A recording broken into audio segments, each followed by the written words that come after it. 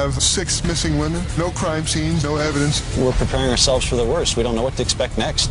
I thought maybe she was being held somewhere, that she was alive.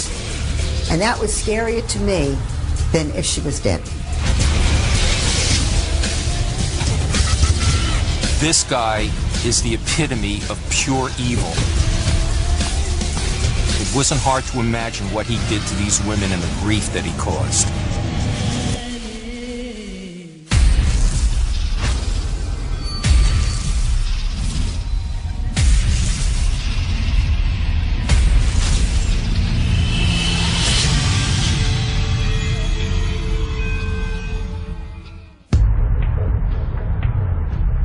In the winter of 1996, the quiet college town of Poughkeepsie, New York, entered one of the darkest chapters in its history. The city of Poughkeepsie is located about 70 miles north of New York City, on the east bank of the Hudson River. It's a population of about 30,000 people. It's just typical small city USA. But this sleepy town concealed a dark underbelly. On Monday, the 9th of December, Patricia Barone filed a missing persons report on her 28-year-old daughter, Gina, a known prostitute and drug user. Well, sometime in early December, Gina was with her boyfriend, Richie, and it was around 2 or 3 in the morning, and they had a fight. She told him to get lost, and he did. He left. And when he came back, she wasn't there. So about a week later, he came to my front door, and I had never met him before, and he knocked, and he said to me, "I can't find Gina." And I said, "What do you mean you can't find Gina? Gina's always around, always. I mean, she doesn't go anywhere." And he said, "I haven't seen her in days." So I said to my sister, "We have to go and report her missing, because Gina's never gone away. She's always in somebody's sight." For Gina and her mother, life in Poughkeepsie had been a long, hard struggle. When I got pregnant back in 1967, Gina's father did not want anything to do with her, so he just went away. She was lovely, and she gave us no trouble. In 1978, Gina and I moved to Poughkeepsie. I felt that it would be a nicer place to raise her. We got a small apartment, and she went to school and I went to work. Gina was about 10 years old at the time. She was a very shy little girl, but she was a very good little girl. When she was about 15, she got in with the wrong crowd, and that's when she got into the drugs. By the time she was in the middle of her 16th year, she was out of school, she had quit, and she was so much trouble. I couldn't handle her anymore. She was just too much, too much. I think she was drowning, and she just couldn't get out of it. Soon, Patricia found Gina on the streets, working as a prostitute. Well, when Gina turned 21, I told her that I couldn't live like this anymore, and I said to her I was going to get myself a 1-bedroom apartment, and she said that was fine, that she had a place to go and she was going to go live with her boyfriend. But that didn't work out for her, and then from 21 to 24 she bounced around. She lived in various different places, probably 10 or 12 different places, with 10 or 12 different families, people, whatever. At 26, Gina gave birth to a daughter, Nicole, a child that Patricia was now bringing up. Gina loved her daughter very much, but she could not take care of her. Between the drugs and the alcohol, she did not have the capacity to take care of Nicole. 2 years later, the troubled young woman had vanished without a trace. It fell to Detective Carl Skip Manane to find her. I was currently working in the plainclothes narcotics unit.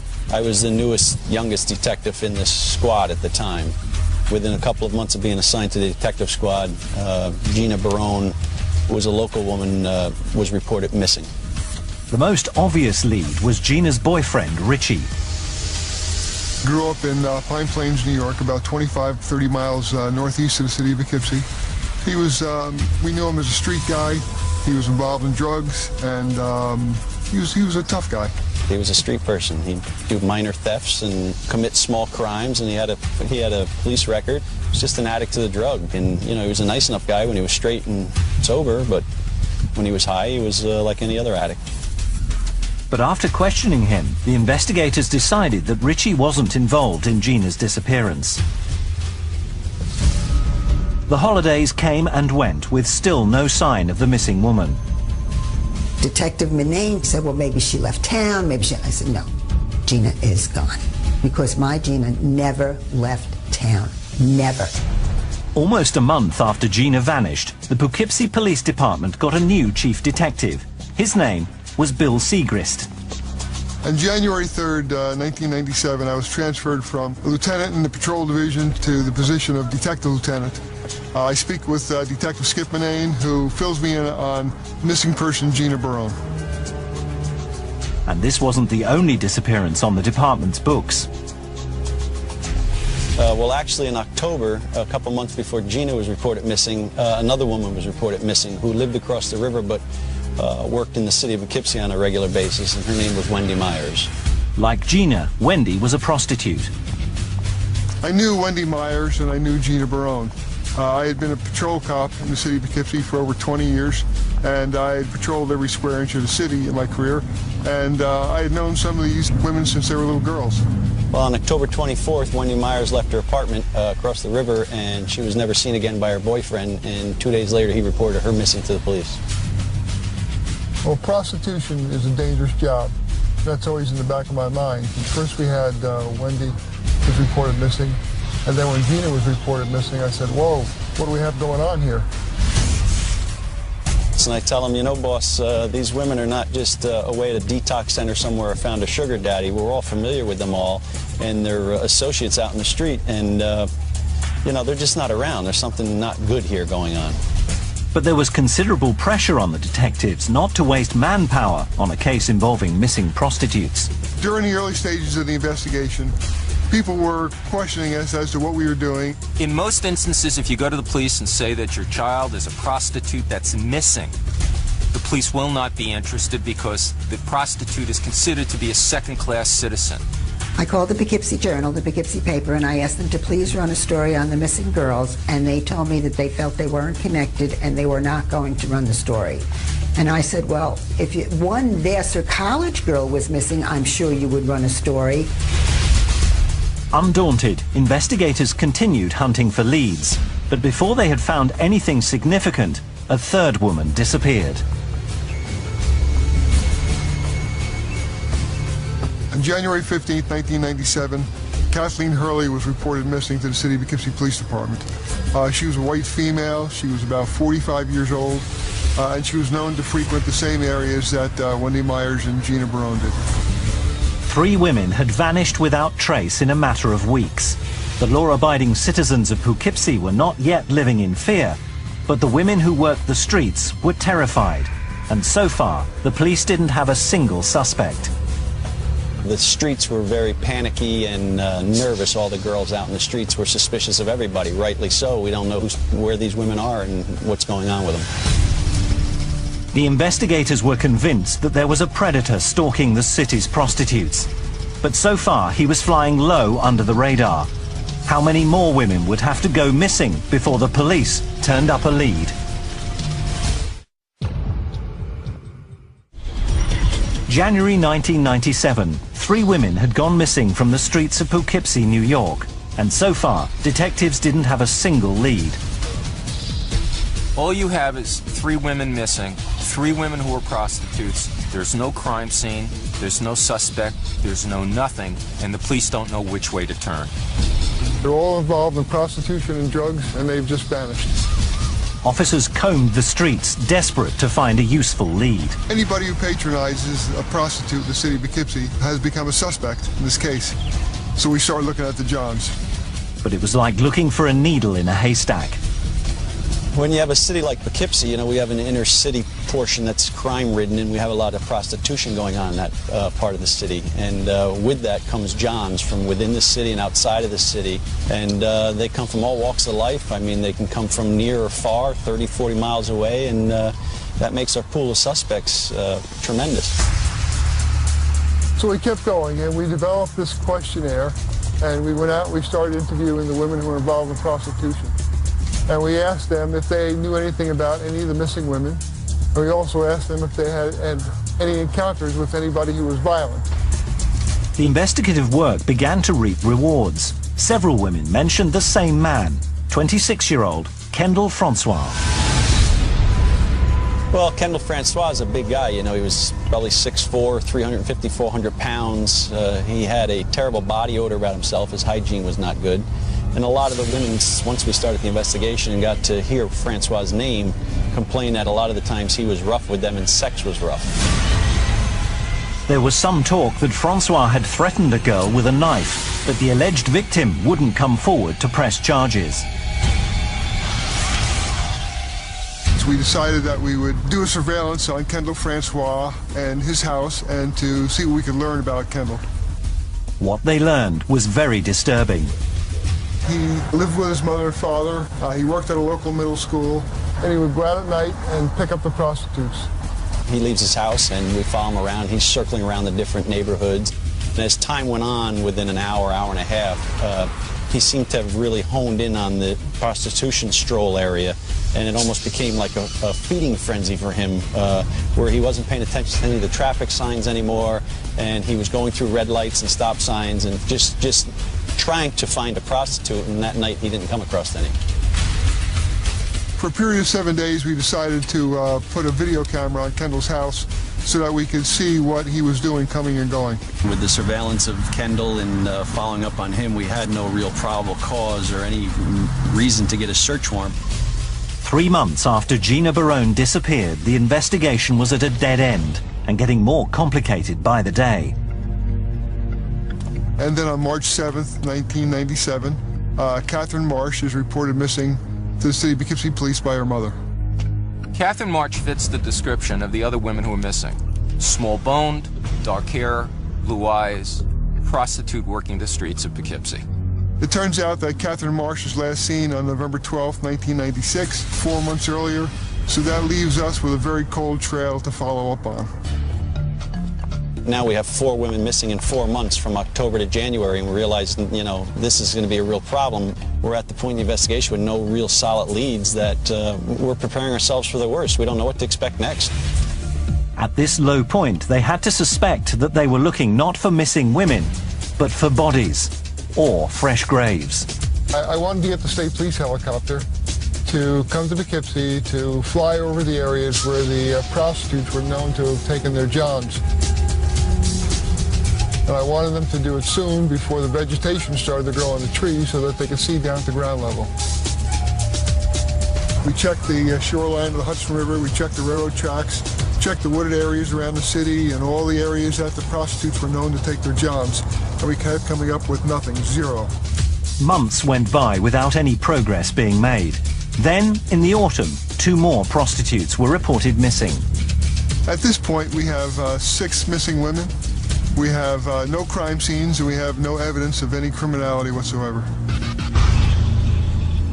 But now the media decided to offer support. In December 1997, the Poughkeepsie Journal finally published the story. Its headline posed a worrying question. Is there a killer on the loose? When the Poughkeepsie Journal finally printed the story, it was approximately a year after Gina was missing, but it was always in my mind, where was Gina? Where was she? I mean, and the scary part was I thought maybe she was being held somewhere, that she was alive. And that was scarier to me than if she was dead. Now the story breaks in the Poughkeepsie Journal, but it really doesn't help the police because nobody comes forward with any information. So at that point, the police still have nothing. There's no crime scene, there's no nothing except a bunch of missing women who were prostitutes. You know, we just can't sit there and wait for people to give us information. If there's no information available, then we have to go out and, talk to people and just keep digging a little deeper. Lieutenant Segrist called for a bold and unorthodox plan to turn up the heat on their only suspect, Kendall Francois. The 18th of January 1998, Kendall Francois and his mother left their house shortly before 7 a.m. investigators followed them in unmarked cars. We waited till Kendall dropped his mother off at work, and then we followed him, and eventually we pulled him over, and we asked him if he would come down to the police station to talk to us. And he looked at me and he says, "Okay, Lieutenant, I'll follow you down." The interview room is all set up. We have a map on the wall. We have Kendall Francois' house circled, and we have a picture of Kendall's house on the map, so that when we bring Kendall in, he knows that he's a suspect, and we give him something to think about. We had pictures around the room of the missing prostitutes, of him, and just try and get him in the position where he thinks, if he is the guy that's responsible for it, that we know it and we got him now, although we didn't know. If Francois was nervous, he didn't show it. Instead, he maintained a calm demeanor and answered all the investigators' questions in a respectful manner. He even agreed to take a lie detector test. During the course of questions, I keep hitting him with this alleged crime of him raping a girl at the house with a knife that she had accused him of. And I keep asking him about it, and he keeps denying it. He said he never did that at his house. He never pulled a knife on any of the prostitutes. And I just keep the pressure on him with the questioning over time and time. And then finally he said, "Look, it wasn't a knife, it was a nail file." And I said, "Well, good, then just bring me to your house and show me the nail file, and we can put this to bed." And he agreed to. Lacking sufficient evidence to obtain a search warrant, the police jumped at the chance to look inside their suspect's home. But Francois would allow only one detective to accompany him.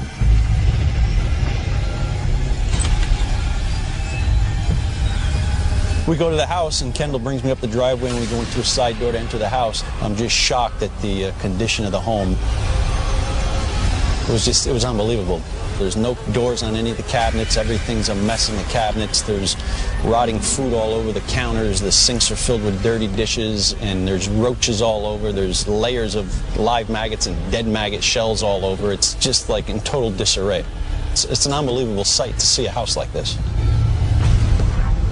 But there was nothing that appeared criminal there. We're walking around the house, and he's not allowing me to go into any rooms or open any doors except his bedroom. And he brings me into the bedroom, and the bedroom is worse than the rest of the house, with the rotting food and the garbage piled up all over the place and clothes strewn about the whole room.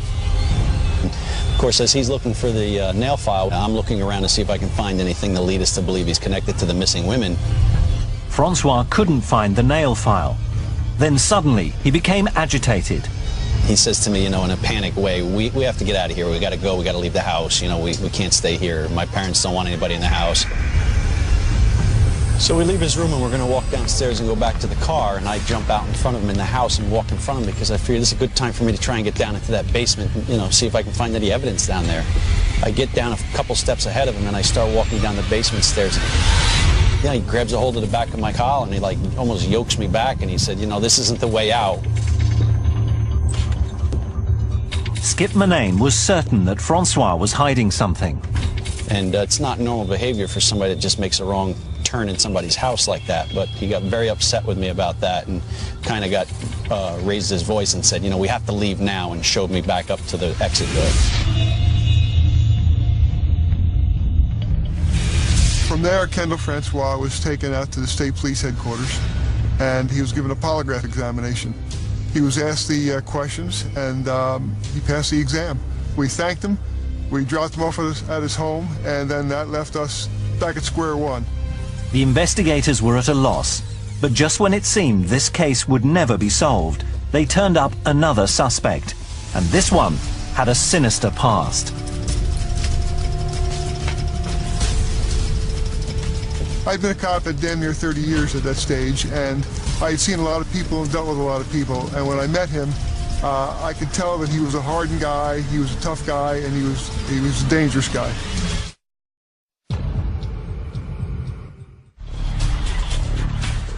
January 1998, 6 prostitutes in Poughkeepsie, New York had disappeared, and investigators still didn't have a suspect.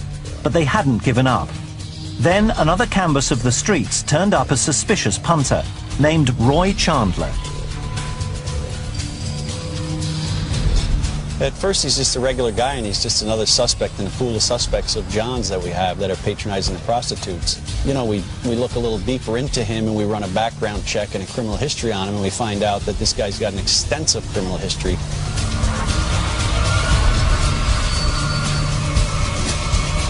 His criminal past consisted of some assaults from down south, a rape, and there had been a woman that was murdered, and he had some connection to her. We called the police department in South Carolina, where he was from. We spoke to some police officers down there, and they told us that if we had women that were missing, that he could be a strong suspect. They were keen to question him, but he was locked up in the Poughkeepsie jail.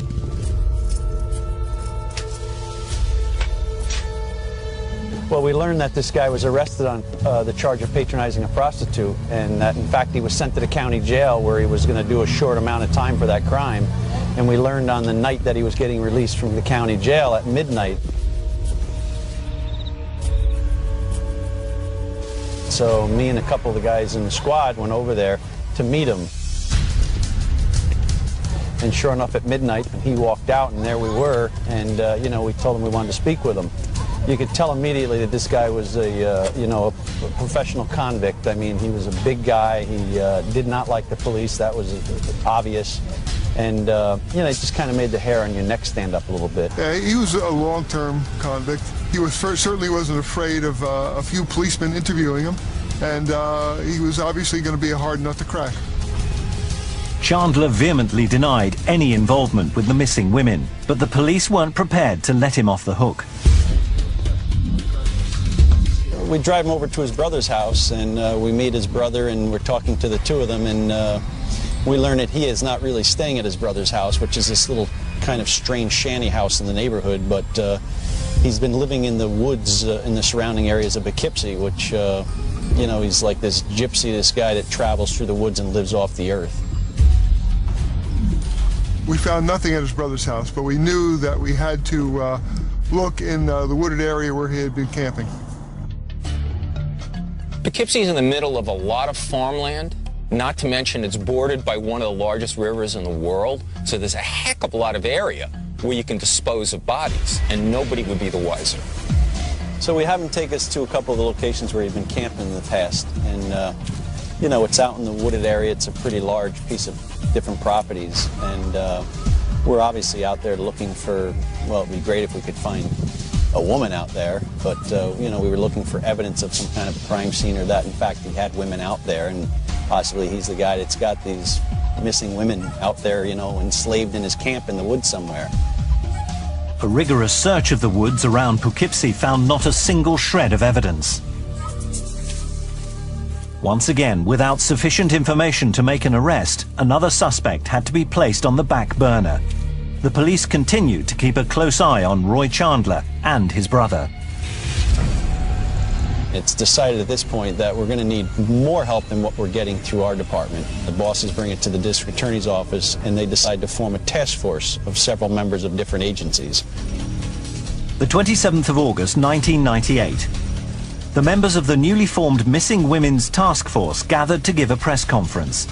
The public wanted answers that the investigators simply didn't have. As this press release is actually going on, our pagers start to go off. We all realize that everybody's getting called by their headquarters. We're notified that there's just been another woman reported missing, a working prostitute. So now we have a fresh lead after a 6-month lull in the case. Katina Newmaster was a Poughkeepsie kid. She had grown up in Poughkeepsie. I knew her since she was a little girl, and she had been helpful to the police in the past. Just 2 days earlier, detectives had spoken to her on the streets. And we tell her to be careful, you know, watch the Johns, if you know, don't go with any strange guys you don't know, because we still have no leads on this case. And Katina, you know, being Katina, said, no, I'm too smart for that, you don't have to worry about me, you know, I'm doing my thing. And lo and behold, 2 days later, Katina's the one that's missing. This is all happening right under the noses of the task force, and the police look awful because people are being abducted right off Main Street and disappearing, and the cops seem to be powerless to do anything. So again, Lieutenant Segrist asked for help. I called the special agent back that I had been in contact with, and I told him that we now had 8 women missing. And I said the last 2 were missing from the same area in broad daylight. Hey, how are you doing? The special agent suggested that we set up a roadblock canvas in the area where the women had last been seen. The roadblock was conducted during the day to literally shake out something from the community. It was a pretty logical thing to do. We had marked police cars, and I had my secretary make up a number of flyers, and we started the roadblock canvas at about 9 o'clock in the morning. Manane arrived at the roadblock that morning with fellow detective Bob McCready. We stop at the red light and we look over to our right. You know, lo and behold, I said, hey, Bob, look who's sitting in the car over there. It's Kendall. It's like, you know, one of our top 2-3 suspects, and, you know, we haven't done a lot with them lately because it's been a lull in the case. There's been no women reported missing until most recently. And we wind up pulling up into the parking lot, and as Bob and I are getting out of the car, a citizen who knows us starts hollering our names out and comes rushing over towards us. The guy comes out and he yells, yo, Skip, there's a girl in here who just said she was raped. So Skip and McCready rush into the gas station. There they found prostitute Christine Sala, distraught, with fresh bruises all over her neck. We're confronted with a young girl standing there who's obviously very upset. She's crying. She's been crying. She's worked up, and you know, you could almost see the fingerprints around her throat where she had been choked. At first, she didn't want to talk to the police because she was afraid she'd get in trouble. She thought that there was a warrant for her. But eventually, Skip and McCready talked her into talking to them and telling them what happened. She's hysterically screaming and crying, and I keep asking her, who did this, and she just screams out, it was that big effing Kendall that tried killing me.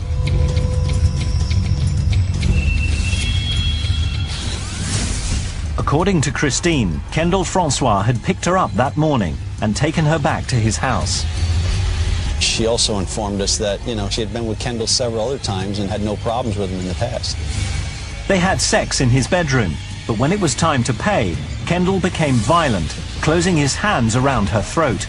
The more she struggled, the harder he squeezed.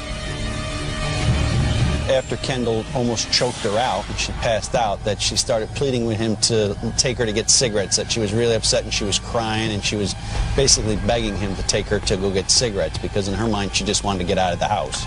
And, you know, to her credit and unbelievably, she convinced him to drive her over to the gas station to get cigarettes. In the car, Christine did her best to conceal her fear from her attacker. As soon as they got to the petrol station, she made her escape.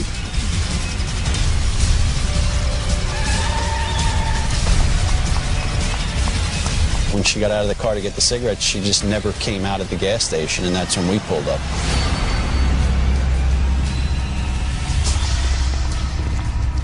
So we take her back to the station, and by now we're radio transmissions and telephone conversation with other task force members. They realize that we have a good victim here. I mean, this might be a break in the case that we've been waiting for. Later that afternoon, an arrest warrant for Kendall Francois was issued. It was decided that Kendall would be invited up to the police station for members of the task force to interview him. You know, we meet him and bring him into an interview room, and we start interviewing him about what happened that day. Once again, Francois was happy to talk without a lawyer present. He admitted to the assault on Christine, explaining that he got angry, but then calmed down. He said he was trying to give her a lift back to the town centre when she ran away. But when the investigators told Francois they were getting a search warrant for his house, he seemed shocked and did a U-turn. It was at that point when I said we were going to the house and searching it that, you know, he just kind of surrendered, and he said, just give me all the pictures of the missing prostitutes and give me the head prosecutor and I'll tell you what happened. Then came a bizarre confession. I got the stack of pictures from the door and put them down in front of him, and he started flipping through the pictures like you and I were looking through family pictures, and he flipped through a couple, and then he put one to the side and said, I killed her, and he'd flip through some pictures and grab another one and put her over, and I killed her, and it was just unbelievable. We've been at this for almost 2 years. We had all these missing women with not an ounce of evidence, He's been through polygraph tests and he's been through surveillance, and all of a sudden he's just going to confess to killing all 8 women. Francois' ice-cold demeanor was extraordinary. And I'm watching through the two-way mirrored glass, and you know, he goes through the pictures and explains how he killed them and you know, what had taken place. He's just matter of fact of, these are the ones I killed and these are the ones I did not. I was at home and the phone rings and it's Skip, and he says, Bill, get in here. He says right away, he said, Kendall just went for everything. And he's starting to tell us where the bodies are. So I just looked at my wife and I told her I have to go. You know, I'm standing in the other room watching this confession take place in front of me, and I'm in a suit, and I realized that, wow, these bodies are going to be buried all over the city or the county or the state. And I call my significant other at home and I ask her to bring me in a change of clothes, you know, work boots and jeans and sweatshirts, and, you know, getting prepared to go out and do like these, you know, ground digs to look for all the victims that he killed. Wherever the bodies were, I was just glad it was over. After 22 months, it takes a toll on you. But the nightmare was far from over. What Kendall Francois revealed next would take the detectives to one of the darkest, most horrifying crime scenes of their careers. She was brought into a place of such horror. Just the idea of that house still standing gives me the shakes.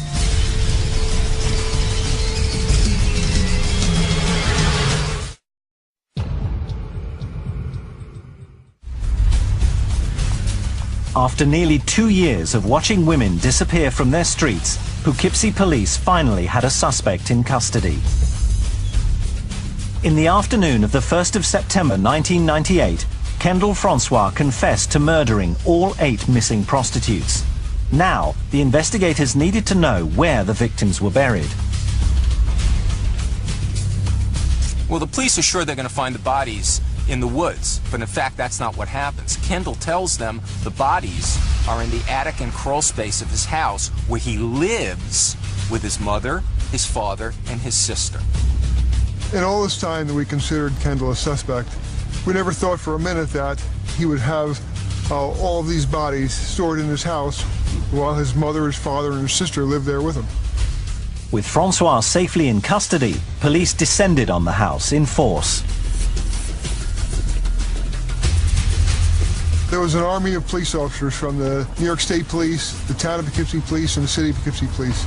They went to Kendall's house, they surrounded it, cordoned off the area, and then officers and detectives went to the door with a search warrant and knocked on the door. Kendall's father answered, shocked to learn what was happening.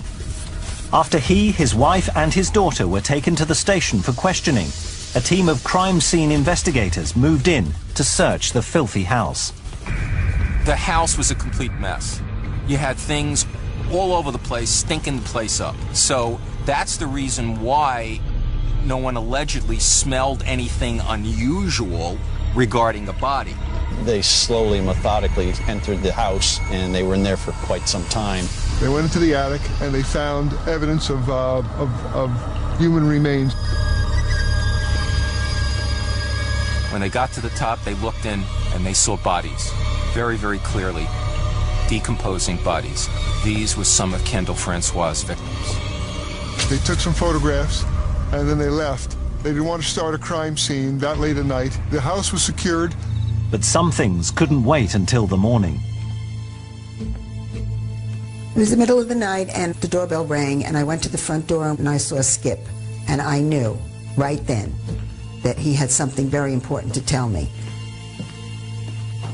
When I let him in, he said, "We think we found Gina and the women that were missing with her, but we can't let you know definitely until tomorrow, until they make a positive identification." And I just sat down and I was totally stunned. The details of her daughter's death will haunt Patricia Barone forever. After fighting with her boyfriend that fateful night, Gina began walking the streets. She needed money for a fix. It was about 2 or 3 o'clock in the morning, and Gina was alone on Church Street. Kendall Francois came along, and Gina trusted him. She knew him, so obviously she trusted him like the other girls knew him and trusted him. She She and Kendall agreed on a price, and he drove her to a secluded car park. According to Francois' confession, Gina was in a bad mood and began saying things that made him furious. He grabbed her by the throat until finally Gina lay silent and still.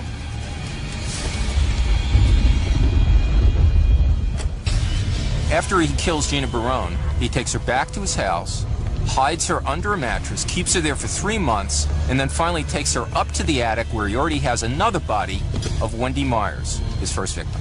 When the police told me that she was killed and then her body was taken to the house, I was relieved because it was like her spirit never entered that terrible place that he brought all those women. By the following morning, the police are already back at the house by about 8 o'clock in the morning, ready to go back and process the crime scene. And that crime scene investigation lasted for 29 days. Media people and hundreds of locals descended on the residential street. A day or two later, I went over to the house. My sister and I went over. I was just curious. I wanted to see it. I didn't have any real feeling, but maybe I just wanted to know where my Gina spent that time. Forensic investigators pored over every square inch of the property. You have one team working the outside perimeter of the house, breaking very gently to discover any bone fragments, any other evidence that might connect Francois to the killings. Inside the house, you've got a forensic team that's working the attic in particular, but the place is so dirty, if you were to lean against the wall of the house, you've got some sort of fine film of dirt that would just stick to your clothing and you wouldn't be able to get it off, let alone the odor of that house. There was infestation everywhere and also deposits of animal excrement, but that was nothing compared to the horrors they found upstairs. In the attic, they found the remains of 5 women in various stages of decomposition, and it was a grisly sight.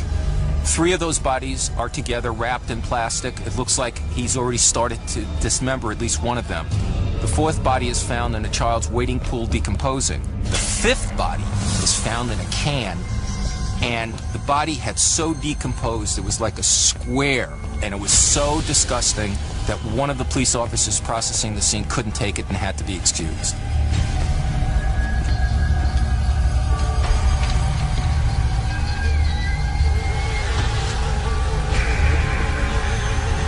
The 3 freshest bodies, the most current ones, are found in the crawl space underneath the house.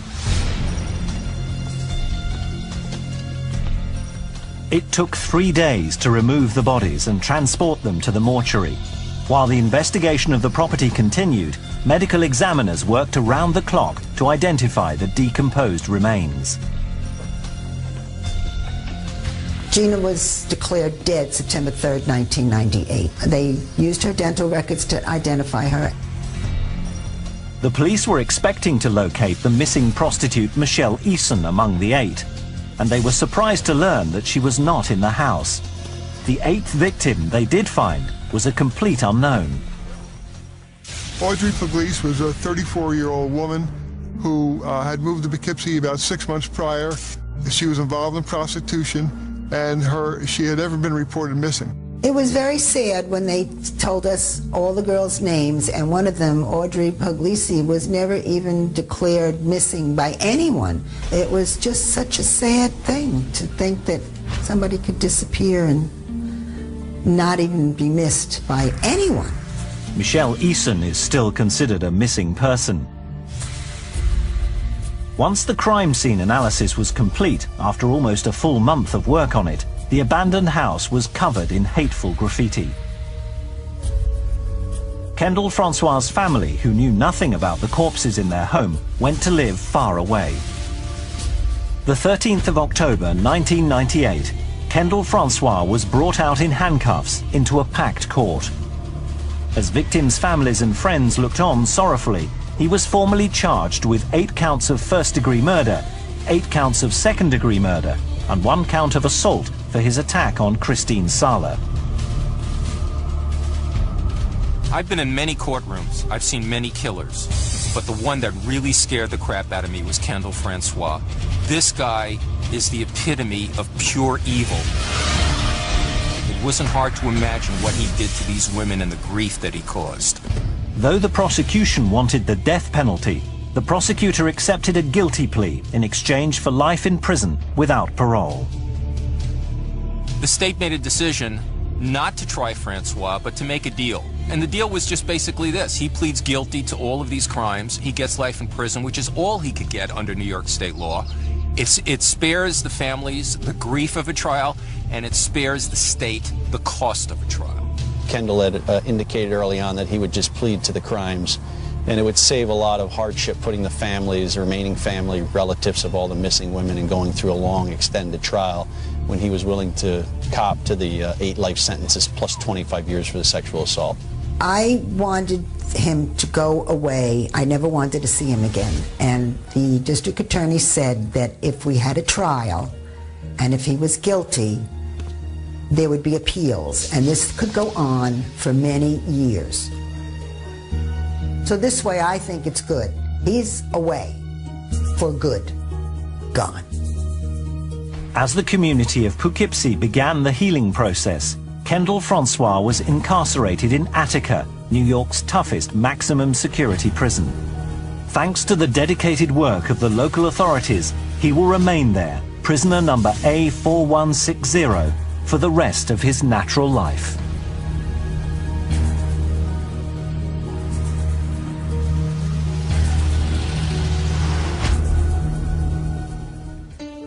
We keep pictures of Gina around because Nikki doesn't remember Gina as her mom. She was too young, but we tell her what Gina was like, and we always tell her that Gina loved her very, very much. It gives me some peace to know that she's in a better place.